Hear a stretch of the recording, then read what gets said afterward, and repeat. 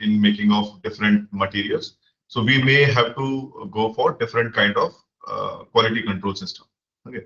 So this is the introduction slide, and the topic is inspection and quality control in additive manufacturing. I have prepared the slides in such a manner that they are more means a diagram and images and less of text. Okay, so that keeps the interaction healthy and the audience attracted. Fine. So here you can see that additive manufacturing process. So what do we mean by additive manufacturing process? So we can see that unit by unit. These are just representative images on this first slide. So let me go to slide. Okay. So here you can see that but fundamentally additive manufacturing is nothing but unit by unit adding of material, and then you are getting a complete product. So it is like a bottom to top approach, whereas subtractive manufacturing is top to down approach. Okay? So we'll discuss more about this in the next slide. So this is how we build any component or part in additive manufacturing. Now these are just representative images. So let us go to the content or what I'm going to deliver in this talk today. So first of all, we'll have a brief introduction to additive manufacturing, because until and unless we don't understand what is additive manufacturing or how it is being done, so the quality control and inspection will be very difficult to understand, because ultimately it is a fundamental of the process which gives you an insight into development of inspection and control processes. Now, then we'll deal with quality issues which are typically observed in AM processes, and then what are the challenges in developing any quality control system for additive manufacturing process, so that we're going to discuss in detail. And then few case studies based on my research experience, and then I'll summarize the topic, and then followed by the acknowledgements, which I would like to have. Okay. So to start with additive manufacturing process, as I discussed just now, that it is bottom to top approach. So here, so you can see that it is this is the case for. So this is the case for subtractive manufacturing, which we all are very much familiar, and I hope the audience is either PG students or faculties from different institutes. So that means I'll be more comfortable the way. That's how I have prepared the slides. So here you have a block of material, and then this is the top side, and then what we are doing, we are reaching to the bottom. Bottom is this particular part, and which is being obtained by removing the material chips, and that is nothing but the waste. So we started from the top, and then we reached to the bottom, and the bottom is to get an object out of a major blank or a workpiece. Okay. And this is done with the help of removing the material selectively from different locations. And that's how we have achieved the final part. Now, in case of additive manufacturing, the approach is slightly different. So we start with unit material, and then we add these units of these different units of material at selected location, and then we build the whole object. So it is a bottom to top approach as compared to top to down approach in case of subtractive manufacturing. There are inherent advantages of using this additive manufacturing. What are they?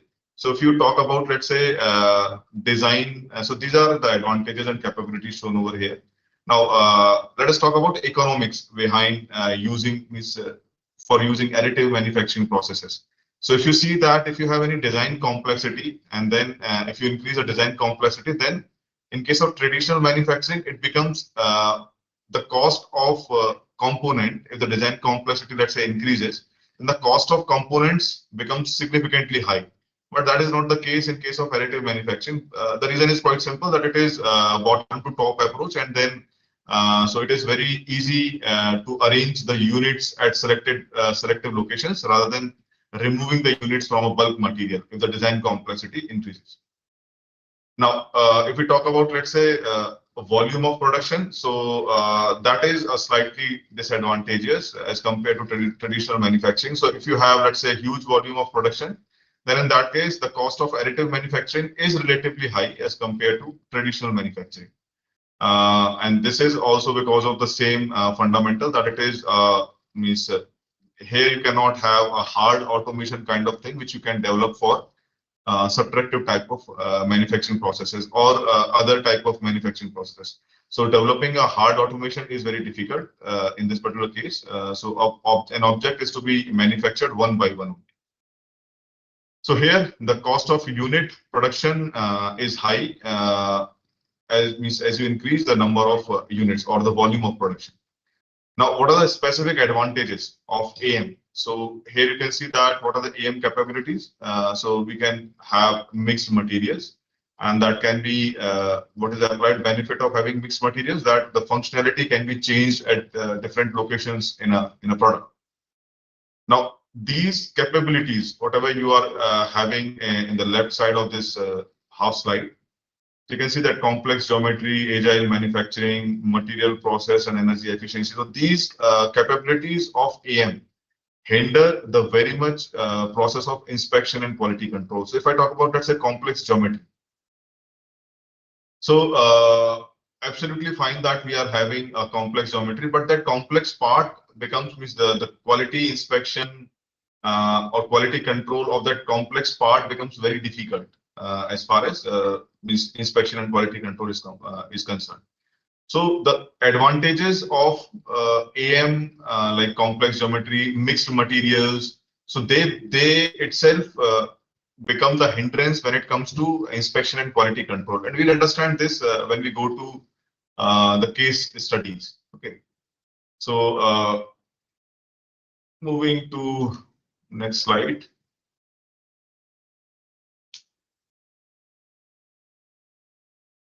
So here what I have done, I have listed a different kind of additive manufacturing processes. So you can see that wet photopolymerization is there. I hope you all understand what is wet photopolymerization. I'm not going to explain all those processes, but yeah, it should be understood. Okay. Now then we have powder bed fusion, then we have binder jetting, material jetting, sheet lamination, material extrusion, directed energy deposition. What is the purpose of this slide in case of inspection and quality control? So if you look at, let's say, directed energy deposition. So here we might have variations in the source, whatever we are using for direction, means for directing the energy. So for example, in case of wire arc additive manufacturing, typically the cooling rates are quite less in the sense, if you compare it with, let's say, laser-based DET, the cooling rates in case of wire arc additive manufacturing, they are quite less in the range of 60 degrees centigrade per second. Whereas in case of laser-based DET, they can be as high as 1000 degrees centigrade per second. So now if you are using this process, let's say DET type of process in two different scenarios, one for wire arc based and then another for laser based. So the chances are that you may end up having porosity in case of laser based DET process, but not in case of wire arc based. There are chances depending upon the cooling rate and other parameters. Why so? Because the process, the source itself is different, and because of that, the cooling rates, the parameters or the output variable is different. So if you are having differential cooling rate on which the porosity depends in additive manufacturing processes, so then you can have a different kind of porosity in both the cases, like in laser DET and wire arc based DET process.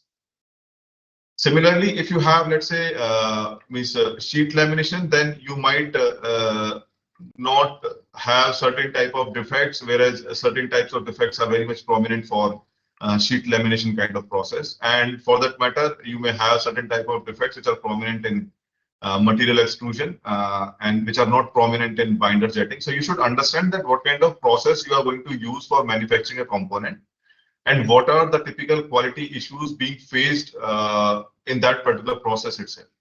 So that from that point of view, this slide is very important, that we should understand that what kind of process is being used and what kind of defects are being expected. And based on that, you'll be able to approach for development of a robust quality control system.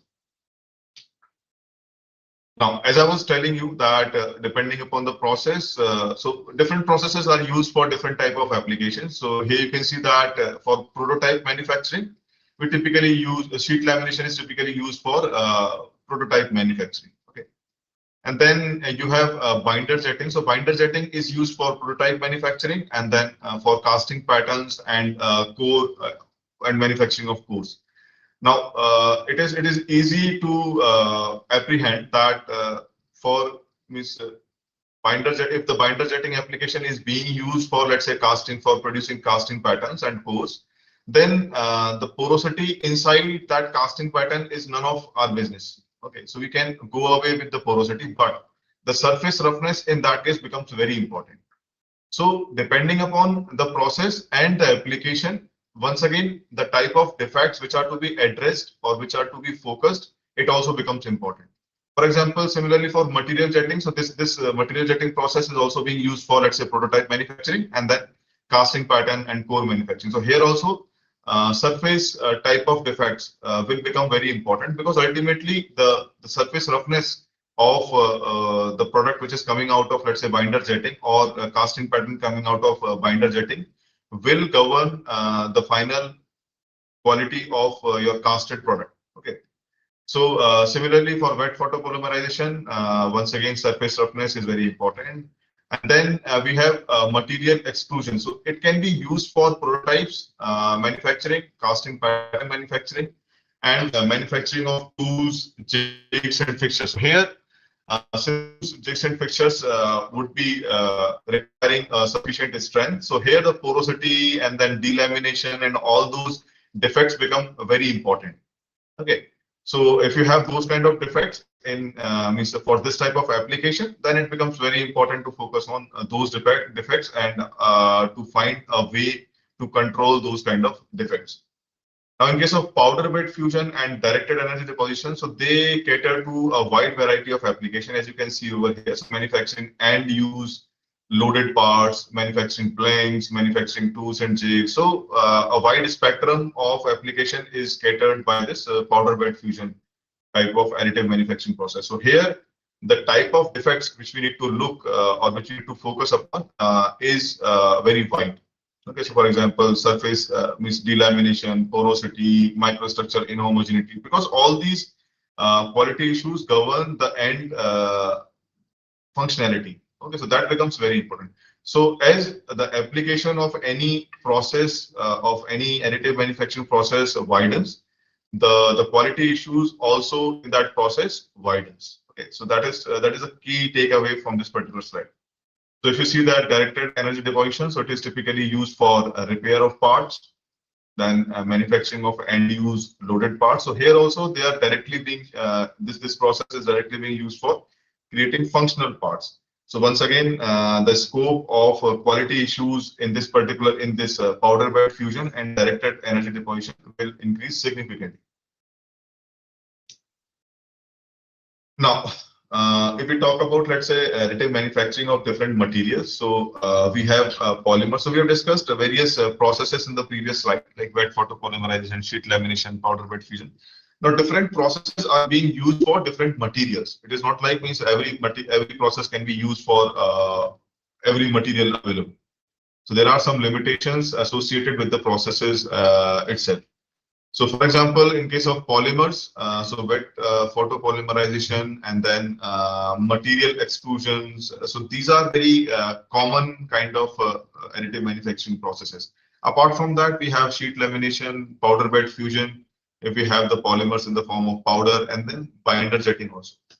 So these are the typical processes, not limited to only these, but yeah, most commonly these processes are being used for manufacturing of polymers through additive manufacturing route. Now, in case of metals also, we have certain processes which are prominently used for additive manufacturing. For example, directed energy deposition. So it is typically used for tool steel, super alloys, and all. And then we have a very popular metal additive manufacturing process, that is powder bed fusion. And then in some cases, for low melting alloys, we do use material extrusion, and then binder jetting, and then sheet lamination is also used for low strength material like copper or aluminum. So, and then depending upon the process also, we have the propensity of certain defects to occur. Okay. Because ultimately it is all about the fundamentals of additive manufacturing process, which will govern the type of defects or quality issues you are observing at the end of the process. Now, so what are the typical quality issues in case of polymer? So they are listed over here. So curling and overheating. So if you have insufficient cooling in any part during manufacturing, then you may end up having curling and overheating. Because of that, the portion may get distorted. And then you have the effect of warping. So warping defect. So this is because of lack of adhesion, and then thermal contraction of means when you are depositing subsequent layers. And then once again, you have delamination. This is because of poor bonding or maybe improper thermal gradients, and then thermal shrinkages may lead to delamination. And then the most popular defect in case of polymers is the staircase effect, which you get when you have a slope to be manufactured in a component. So here you can see that you are getting the staircase kind of effect, and this typically introduce the surface roughness. And there are certain parameters with which it can be controlled. Like if you reduce the layer thickness, then it can be reduced. But yeah, it is very difficult to eliminate this. Ultimately, we'll have to do some post-processing operations, and then it can be taken care. If it is not in the desired limits, definitely. If it is in the desired limits, then it is fine. Then it can be tackled with the help of part orientation, or other way around. Part orientation may also lead to have staircase defects.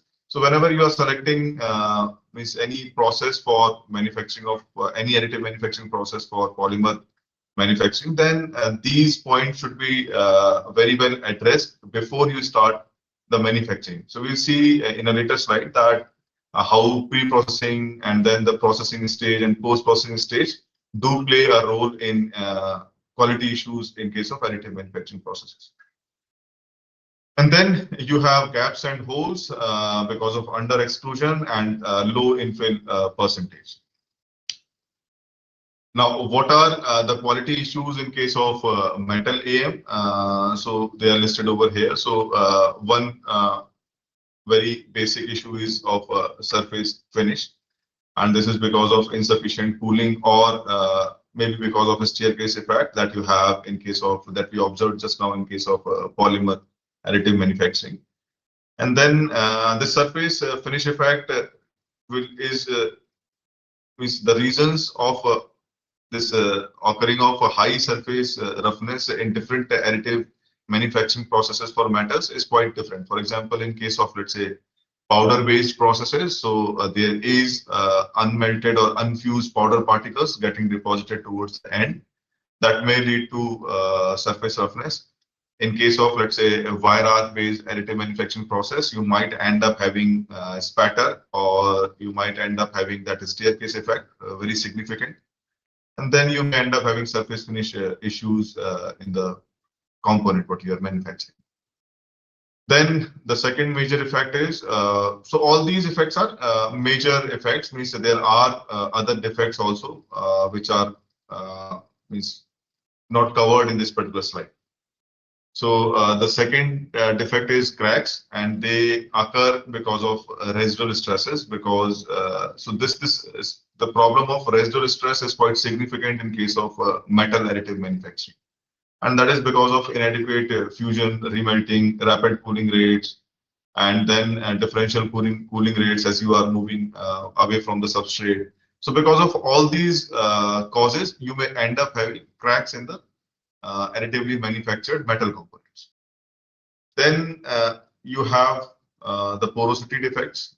So they may be because of the entrapped gases, shielding gases, or They may be because of the kind of raw material you are using. In case of, let's say, powder based processes, so the powder itself might be having some sort of porosity or entrapped gases, so that may lead to this porosity. And then as a molten metal is cooling down, then the gases may also be liberated, and they may get trapped because of rapid cooling. And then once again, the porosity defects might end up. And then because of surface contamination also, you may end up having these porosity defects on the surface itself. Then the next major defect in case of metal additive manufacturing is non-uniform microstructure or anisotropy in the microstructure. So you might all be knowing that the properties are governed by of any metal, let's say of any material, they are governed primarily by microstructure. So if the microstructure is not uniform, then there will be a random observation in the properties. And one major limitation of metal additive manufacturing is that you end up getting very non-uniform kind of microstructure, and that is because of differential cooling rates. So in one case study, I have described that why you are getting this non-uniform microstructure. But it is the fundamental of getting this non-uniform microstructure remains the same. That is because of differential cooling rate as being listed over here. Now, the next defect is oxidation, and that is because of surface contamination. If you're not providing proper shielding gas, then you may end up having oxidation or other contamination, because of which you may end up having surface kind of defects or subsurface defects. So these are typical quality issues which we observe in metal additive manufacturing. Okay, so as I told you that it is not about the process itself, the additive manufacturing process itself, but it is about the pre-processing and the post-processing steps also, which create the quality issues. So at each and every step, we have some quality issues. We can have some quality issues which we need to address when you are designing or when you are conceptualizing any component fabrication through additive manufacturing process, or any additive manufacturing process for that matter. So here means the major steps, process steps in the EM are shown. For example, we start with EM design and pre-processing, and then we go on selecting the additive manufacturing processes, which is best suitable for the selected material and or the design what we have selected. And then there are post-processing steps, and then part and service. So at each and every step, we have certain points to look after, which improves the qualification of the end part. End part means whatever we are intended to manufacture. For example, if I talk about, let's say, AM design and pre-processing. So here, if you see that build layout, I was talking about the staircase effect. So if the layout is not selected properly, then you may end up having significant staircase effect, and that may lead to high surface roughness. So these are all these are all factors which are to be considered during pre-processing stage of additive manufacturing. For example, tool path. So if you have not designed the tool path properly, then you may end up having certain type of defects. Then model slicing is one. And then support generation is one. You may end up having a lot of post-processing operation because of support generation, if you have not selected it properly in the design or pre-processing step itself. And then for removal of supports, you may require, let's say, some sort of fixtures or some sort of arrangements that may lead to distortion of the actual AM product. So all these pre-processing steps are to be designed carefully so that we end up having less quality issues in case of additive manufacturing process. Now, coming to additive manufacturing process, so here we have plenty or plethora of process parameters which are to be controlled for to control the quality issues. For example, if I talk about, let's say, process parameters, so depending upon different type of process like laser-based GED, wire arc-based GED, laser-based powder bed fusion, so you are having different type of parameters. So for let's say laser-based process, So laser is one parameter. So the type of laser you are using, what kind of wavelength you are using, and then what kind of material you are processing. So metal feedstock is also important. So metal feedstock or the material feedstock, whatever you are dealing with. So the process parameters, once again, depending upon the type of process, you have plenty of process parameters to deal with to control the quality issues. And then you in the additive manufacturing process, once again, the metal feedstock is there. So there are parameters related to metal feedstock like powder size distribution and the wire diameter in case of, let's say, wire arc additive manufacturing, and means there are different means what kind of shape you are having for the powder feedstock. So all those factors will govern the end quality of the product which is being manufactured. So you need to select all these process parameters and metal feedstock or parameters related to additive manufacturing very meticulously. Now we have post-processing operations like final machining and then heat treatment. So if you have requirement of, let's say, heat treatment, then the whole part may be distorted because of relieving of residual stresses. So then powder removal, which process you are using for powder removal of unmelted or unfused powder particles. So all these factors may once again means inspection is a part of post-processing. But once again, if you have other post-processing operations, they may lead to other quality issues which you need to tackle if you have to make your product qualifying for the end application. And then means in part and service, so validation testing is definitely a part of this.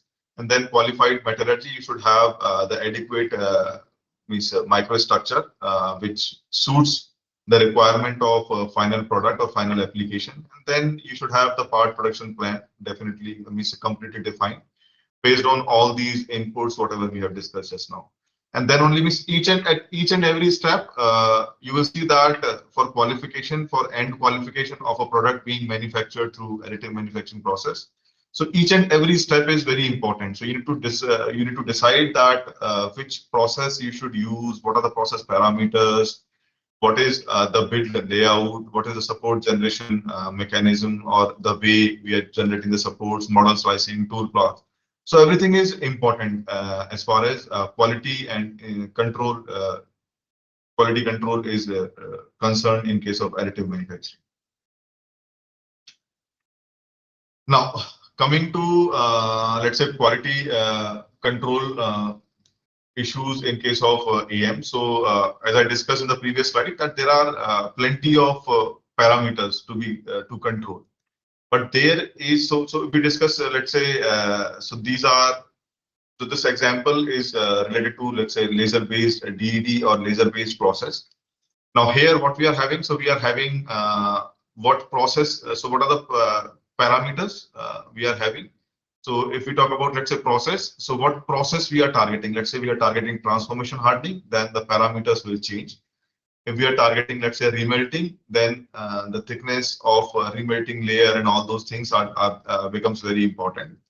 And then if we are, let's say, talking about cladding, then in that case, the powder parameters once again become important. And then if you are targeting, let's say, additive manufacturing, full-fledged additive manufacturing, then once again, heat distribution as you are going away from the substrate becomes very important. So depending upon the process, a lot many parameters can be added or they can be changed. And then once again, you are having material parameters. So material parameters means the properties of the material which you are going to use. Powder morphology becomes very important. So if it is a laser-based GED process, then flow of the powder will depend upon the powder morphology. And then shielding environment, what kind of shielding environment you are using, that also governs the quality of the end product. Substrate shape and size will help in heat distribution. Then substrate temperature will also help in certain quality aspects, which we will discuss with the help of one case study. And then you have system parameters like laser wavelength, what kind of laser you are using, nozzle design, powder delivery system, and the list is endless. So as I discussed in the previous slide, so if you see over here, so the list is endless. If you change the process, the list of process parameters will change. So what we have a lot of process parameters which are to be controlled. Now this becomes a very complex control. Okay, so if you try to control all these parameters, it becomes very difficult to control. So, but there must be a way out to control the output quality. What is that? For that, we need to understand what is the fundamental of that particular process, whatever we have selected. For example, let's say if I have selected cladding. So in cladding process, or in case of remelting process, what we are doing, so we are remelting a zone.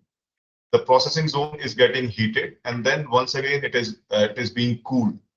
Cooled means it can be forced cooling or it can be self cooling mechanism.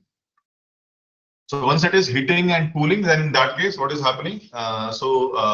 Rapid heating and cooling will lead to some microstructure, and that may lead to some sort of the grain size and then non-uniformity or anisotropy in microstructure, and that may lead to quality issues. So if we have identified that this processing zone, something in this processing zone, if we can identify that this is the major output variable, if it can be controlled, then the whole process need not be these parameters need not be bothered about. Okay, so one such thing is that processing zone. If we can control the thermal history, or if we can monitor the thermal history, that how the temperature is rising, or with respect to time, and how it is decreasing with respect to time. So the heating rate and cooling rate, if we can control or if we can monitor that, what we can do, we can develop a process structure property relationship, that what kind of a structure we are getting at different cooling rates. If we can somehow, if we can monitor those cooling rates. Okay, so that is nothing but monitoring of thermal history of the processing zone. So if we can somehow develop a process or approach to monitor this thermal history, then definitely we can develop some process structure property relationship, and based on that, we can define the control limits or significant parameters which are affecting my properties. Okay, so this approach becomes very easy, provided we are identifying the significant resulting variable, which is important in governing the properties of the component being manufactured. So typically this type of approach is being used whenever we are designing any control system or control scheme for additive manufacturing process. Now, in this slide, I'm not having that. Sorry, just a minute. Those images, so I'll just change to different slide. Okay, so here the slide is same. So here you can see that this represents what typical thermal history of processing zone. So let's say if this is a laser-based process where the substrate is heating and melting, and then once again solidifying. So if you can see over here, so this is nothing but the stage of melting. Melting means if we talk about, let's say if this is the thermal history, and if it can be monitored, just a minute. So if it can be monitored with the property of this remelted layer. So what is being done? So with the help of this pyrometer, we are recording this thermal history, which you can see over here. So this is the thermal history, which you can see over here. So this is the heating cycle. So 0 to A is heating, and then in heating, what is happening?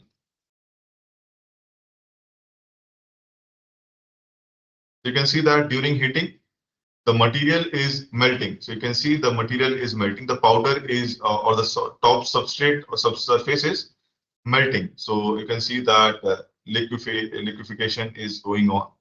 And once it is melted, then the process of solidification starts. You can see the solidification in this particular video, that after remelting, when the laser has passed, the solidification is starting. So once it solidifies, then it is having certain microstructure, and that microstructure depends upon the cooling rate. So dt by dt, which you can obtain with the help of this particular monitoring. Now, if you know that on what factors this cooling rate is depending, then you can directly control the final microstructure, because this microstructure is being governed by this cooling rate. And if you know that on what factor this cooling rate is depending, so you can ultimately control that significant parameter to get the desired or controlled output. So in case of a laser additive manufacturing or laser remelting, so scan speed is one particular factor or parameter on which this dt by dt or the cooling rate depends, and which ultimately governs the microstructure. Okay, so this we are going to see in the upcoming slides. So those videos were not coming somehow, so that's why I had to switch on to that different slide. Okay, so with the help of this simple IR pyrometer, what we have done, we have monitored the thermal history of this processing zone, and then we have recorded it. And then with the help of this record, we can identify that by changing which variable this cooling rate can be changed, and then those process maps can be developed that at this particular cooling rate, I'm getting this kind of microstructure. And this is, and based on those process maps, the control limits can be set. So for example, this is the direct application of what we have studied, what we have seen just now. So this is like development of process maps for development of a control system in additive manufacturing. So here what is being done? So this is the case of a remelting of Inconel 718, and then remelting is being done at different scan speed from 200 mm per minute to 1400 mm per minute. And the signal, the pyrometer signal was recorded, and with the recorded molten pool thermal history, the cooling rates were identified. So you can see that cooling rates are significantly high in case of laser-based kind of processes because of self-quenching. We are not going into those details, but yeah, in case of laser-based manufacturing processes, because of self-quenching mechanism, the cooling rates are quite high. You can see that they are as close as 500 degrees centigrade per second in the lowest possible configuration. And then if you increase the scan speed from 200 to 1400, so they are going all the way up to more than 2500 degrees centigrade per second. So if you remember, what is a typical cooling rate in case of quenching when we do heat treatment of any steel? So it is approximately close to 100 degrees centigrade per second. Approximately, an approximate figure. So in comparison to that, what you are getting a significantly high cooling rate. And based on these differential cooling rates, you will end up having different microstructure. And that microstructure will ultimately govern what? Your properties. So if you can see over here, so this has been captured in this image. So the samples, the remelted portion was cut, polished, and etching was done. And then the microstructure was observed under SEM microscope. So here you can see that at 200 meter per minute scan speed, you're getting EQX kind of microstructure. And then at 800 meter per minute, you are getting changed EQX and epitaxial growth. So this is the transition zone in which the microstructure is changing from EQX to this columnar type of grain. So this is a zone, transition zone. So if you are interested, let's say in any application where the component is subjected to biaxial forces. So under that condition, you would need that you should have EQX kind of grain growth. Okay, so you would not require this kind of grain, columnar grains for biaxial kind of loading condition. So for that, you would like to have the control for this particular process itself. Depending upon the process, once again, these control limits or the scan speed and these limits of cooling rates might change depending upon the different factors. Okay, so for this part, so this experiment is showing you an approach that how to develop any control system. Okay, so now for this particular process, if you are intended to produce, let's say, biaxial loading components, so you would like to have this kind of EQX grain growth, and which is being observed for cooling rate less than 1250 degrees centigrade per second. So you would like to have operation of your process within this limit where you are getting these kind of cooling rates. So if you can see over here, so this is what is giving you 600 mm per minute is giving you approximately close to 1250. So you would like to operate under this region of a scan speed so that you are getting EQX kind of grain growth. Now, if you want to have, let's say, uniaxial kind of loading, if you have, let's say, a component which is subjected to uniaxial loading condition, then in that case, you would like to have the this EQX, epitaxial or columnar grain growth. So like in case of turbine blades, okay, so for them, you would like to have this kind of grain growth. So for that, you would like to operate in this particular zone. Okay, so so depending upon these kind of experiments, what you can do, you can identify that what is the range, what is the range of the significant parameter like scan speed in which we need to operate so that we are getting the desired microstructure for desired properties. Okay, so this is how you can develop the process maps. So this is the process maps developed for remelting only. So if you have so now once again, if you change the process like from remelting to complete deposition of the 3D component, then this approach might not be useful because there is here you are only remelting a top layer, and in that top layer you are getting different kind of microstructure because of self-quenching mechanism. But in case of additive manufacturing, you are repeatedly depositing layer over layer, and then the previous layer is getting slightly remelted, and then once again fusing. So the microstructure will be governed by some other parameters, some other significant factors over there. Okay. Now, the second example is like crack mitigation during fabrication of metal matrix composites by laser-based DED process. So if you can see over here that this is the powder which has been used for cladding or for MMC fabrication. So this is nickel-based powder having tungsten carbide majorly. Okay, and these are the parameters which have been used. So these are the parameters which have been used. So you can see that mass flow rate or the deposition rate has been kept constant to have the similar kind of deposition. But what can be seen over here that because of presence of this tungsten carbide, significant amount of tungsten carbide, a lot of cracks are being observed, micro cracks, and this is because of residual stresses.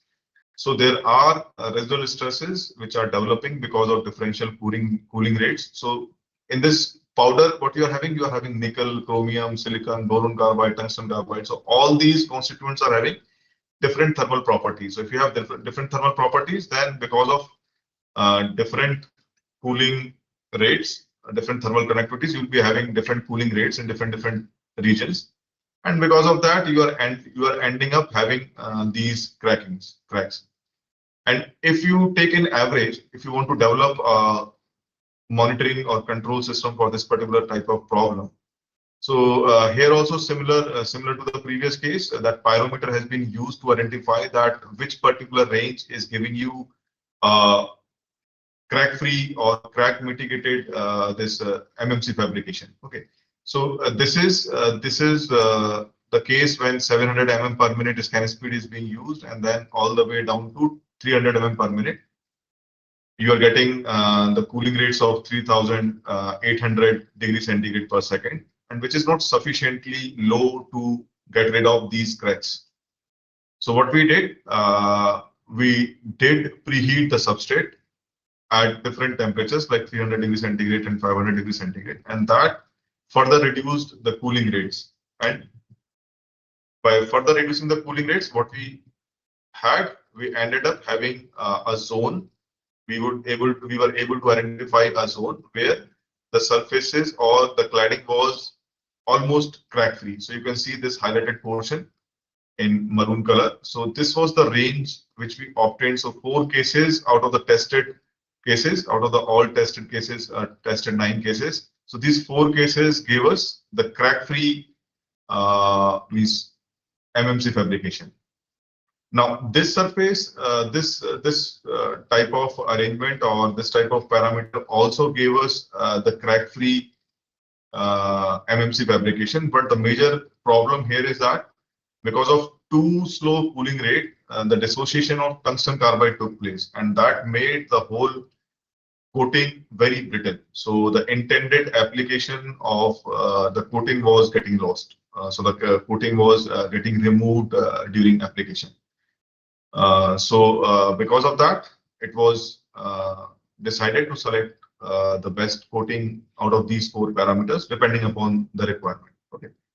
So this is one way of developing the control limits once again, which is very much similar to the previous case, but yeah, the approach is quite different from the previous case. Here, we are not looking at the microstructure, we are looking at the micro cracks which are being developed when you are not using any sort of substrate preheating.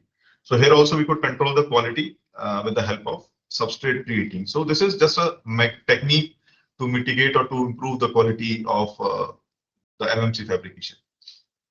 Now, coming to surface roughness, so in case of laser directed energy deposition, so you can see that you have certain powder particles which are, so this is the same MMC fabrication what we have seen in the earlier slides. But here you have at the top, you have unfused powder particles. They may be unfused tungsten carbide particles, as you can see over here. These white particles are nothing but tungsten carbide particles. So here they are sitting at the surface, which are not melted. So, and that resulted in significantly high surface roughness, as you can see over here. So the RZ, if we talk about RZ, it is 91.9 microns. And then we measured the RA, average arithmetic surface roughness also. So it was coming very high, close to 19.2 micron. And this much high surface roughness is not at all desirable for end use application. So, and the main problem is that if you go for, let's say, secondary process, secondary post processing like machining or grinding, then these are tungsten carbide particles. If you can see over here, so these are very hard and brittle. So if you select any grinding or machining process, so it will be difficult to cut these tungsten carbide particles, because tools itself, in case of turning, there are tools which are made up of tungsten carbide material, and the reason is that it is quite hard. Okay. So if you are going for, let's say, conventional approach, then it will be very difficult, or the efforts required to improve the quality of this particular surface will be significantly high.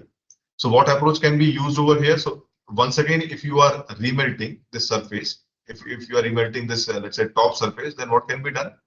So these powder particles, let's say these are made up of tungsten carbide. So these are heavy particles. Heavy means the density of tungsten carbide particles is close to 16, approximately close to 16 gram per centimeter cube. And this is the nickel matrix, as I told you in the previous slide, if you remember, that this is the nickel matrix. Okay. So if you are having this tungsten carbide particles in nickel matrix, then the density of nickel is 8 gram per centimeter cube, approximately close to that value. So if you remelt it, and the melting temperature of nickel is also pretty less as compared to tungsten carbide, so the nickel is likely to remelt, and tungsten carbide particles are likely to settle down at the bottom, as you can see over here, if they are not melting at all. If they are melting, then once again it will diffuse. But the melting is not required, as we have seen in the previous case, that melting melting means dissociation of tungsten carbide leads to brittle phases on the top surface. Okay. So if the top layer can be remelted, so the nickel is melting, and these tungsten carbide particles are getting settled inside that remelted layer, and that is improving the surface quality, surface roughness. There are cracks which were mitigated with the help of substrate preheating, but here you can see that surface roughness is getting reduced significantly from 19.2 micron to 2.13 micron. It is a significant reduction. Okay, so this can be achieved with the help of simple remelting of the surface. Okay, so that is once again control is how you can improve the quality of any laser-based DD process. Then I'll quickly finish this quality means microstructural anisotropy in wire arc additive means remaining slides. So in case of wire arc additive manufacturing, what you are depositing material layer by layer. As you can see over here, this is layer 2, layer 4, layer 8, layer 12. And then when you are close to the substrate, so layer 2 is somewhere here, and then layer 12 is somewhat in the middle. So as you are moving away from the substrate, so what you are doing, so the heat dissipation is changing. So when you are close to the substrate, so the conduction is playing a dominant role, and the heat accumulation is less, and you are getting the microstructure completely different. So maybe this is the location 1. So the strength is quite high. And when you are going away from the substrate, so the heat accumulation is taking place and the elemental segregation is taking place. So this is the case for Inconel 625. So elemental segregation is taking place, which is making the material brittle, relatively brittle as compared to the location 1. And that is having reduced tensile strength. So what people have done, so this is what I meant by in the previous slide. So if you are building, let's say 40 layers, so at close to substrate, you'll be having a different kind of cooling rate because the conduction is playing a major role. You can see over here. So the 60 degrees centigrade per second is the cooling rate. As you're moving away from the substrates, the cooling rates are going down, further down, and then that is leading to more segregation of the elements, the alloying elements, and that may lead up to the brittleness of the component. And because of that, you are getting differential properties as you are going along the build direction. So what people have done, so people have made this cooling rate. So the whole focus is now to make this cooling rate constant. Either you should make it constant to 10 degrees centigrade per second, or you should keep it at 60 degrees centigrade per second, so that you are getting a uniform microstructure and there is no property variation like this, what you have observed over here.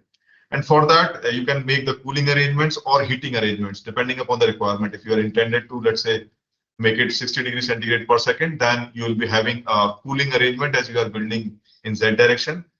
And if you are, let's say, intended to have 10 degrees centigrade per second, then you have to make a heating arrangement at the bottom so that the cooling rates at the bottom are also 60 degrees centigrade per second.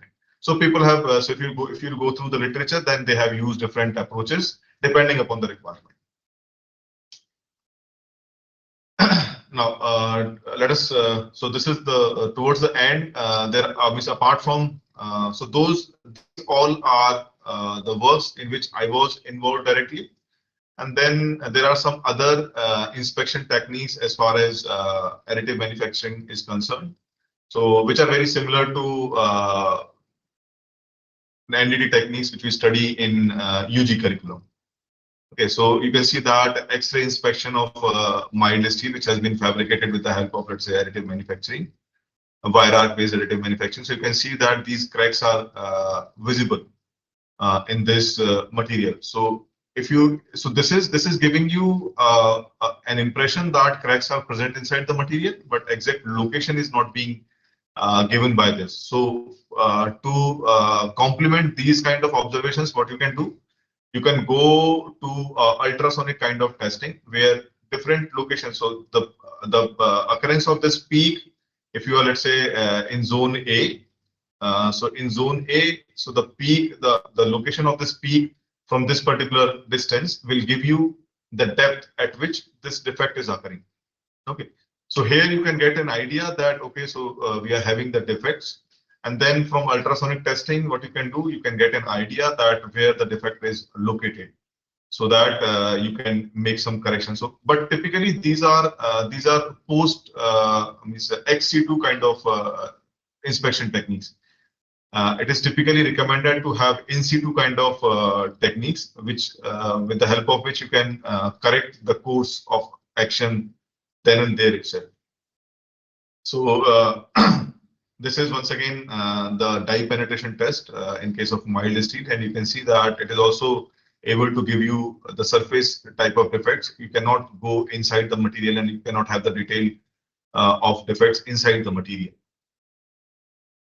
So to have that idea that means where the defect is located inside the material, then you can go for this ultrasonic kind of testing. And here you can see that the distance at a particular location of that probe, distance of this peak from this particular axis will give you the distance that how far it is, how far inside the material the defect is located. So these are some of the techniques which can be used for NDT, means for inspection of additive manufacturing processes. Now, ultimately, so if I want to summarize the whole lecture, so it primarily depends upon the process which you are dealing with.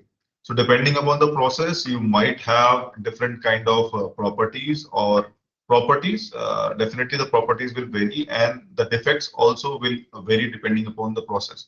So you can see that if you are having different processes, then feature resolution is changing. Let's say from additive friction stir type of deposition, then arc welding DED, laser welded DED, laser powder DED, and then laser powder wet fusion. So here the feature resolution is increasing, or the surface roughness is decreasing, but ultimately you are sacrificing with the build or deposition rate.